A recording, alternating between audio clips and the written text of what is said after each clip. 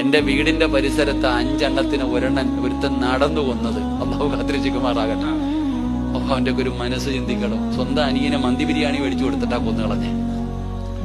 ഒറ്റ അടിക്കല്ല 5 പേരെ കൊന്നേ. ഒറ്റ അടിക്കല്ല അവൻ കൊന്നത്. ചിന്തിക്കേണ്ടത് അവിടെയാ.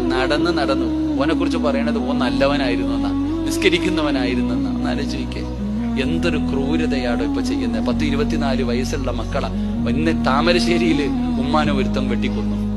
അടുത്തവനാണെങ്കിൽ കഴിഞ്ഞ വെള്ളിയാഴ്ച ദിവസം കഴിഞ്ഞ വെള്ളിയാഴ്ച ഒരുത്ത ഉമ്മാനെ മലപ്പുറം ജില്ലയിൽ ആദ്യം കത്തിക്ക് വെട്ടിക്കെട്ട് ഗ്യാസ് കുറ്റി എടുത്തിട്ട് തലയിലടിച്ചിട്ട് ഉമ്മാനെ കൊന്നേ. ഈ തൃശ്ശൂർ ജില്ലയിൽ വേറൊരുത്തം കൊന്നു. ഇപ്പൊ നമ്മുടെ വീടിന്റെ അടുത്ത് ഇതാടോ ചങ്ങാതി. ഇപ്പൊ നാട്ടുകാരെ അല്ല പേടിക്കേണ്ട, സ്വന്തം മക്കളെ പേടിക്കേണ്ട കാലം. അള്ളാഹു കാത്തിരക്ഷിക്കുമാറാകട്ടെ. എന്തുകൊണ്ട് നമ്മുടെ മക്കള് കഞ്ചാവൊന്നും അല്ലടോ. ഇപ്പൊ എല്ലാവരും എടുത്ത വായിക്ക് പറയും കഞ്ചാവാന്ന്. അത് കഴിഞ്ഞാൽ തീർന്നില്ല. അല്ലെങ്കിൽ പറയാം അവന് തലയ്ക്ക് സ്ഥിരതയില്ലെന്ന്. നമ്മൾ മനസ്സിലാക്കേണ്ട ചില കാര്യങ്ങളുണ്ട്. എന്തുകൊണ്ടാണ് ഇത് സംഭവിക്കുന്നത്? ഇപ്പൊ ഇറങ്ങുന്ന സിനിമകൾ കണ്ടിട്ടുണ്ടോ? എങ്ങനെയാണ് ഒരുത്തനെ തട്ടാൻ? സിനിമ കണ്ടിട്ട് ഇറങ്ങുമ്പോ ഒരുത്തനെ കിട്ടിയ അപ്പൊ ഗ്യാങ്ങിന്റെ നേതാവായിട്ട് തട്ടാൻ പറ്റുന്ന രീതിയിലാണ് ഇപ്പത്തെ പടങ്ങളൊക്കെ ഇരുന്ന് അവ കുടുംബസമേതം ഒന്ന് കാണാൻ പറ്റുന്നതാണോ? എങ്ങനെയാണ് കൊട്ടേഷന്റെ നേതാവാകാൻ പറ്റും? ഇതാണ് ഇന്നത്തെ സിനിമ ഓടിപ്പിച്ചു കൊടുക്കുന്നത്. അതിനെക്കുറിച്ച് ഇവിടെ ആരെങ്കിലും മിണ്ടനുണ്ടോ? ഏതെങ്കിലും ഒരുത്ത് മിണ്ടനുണ്ടോ?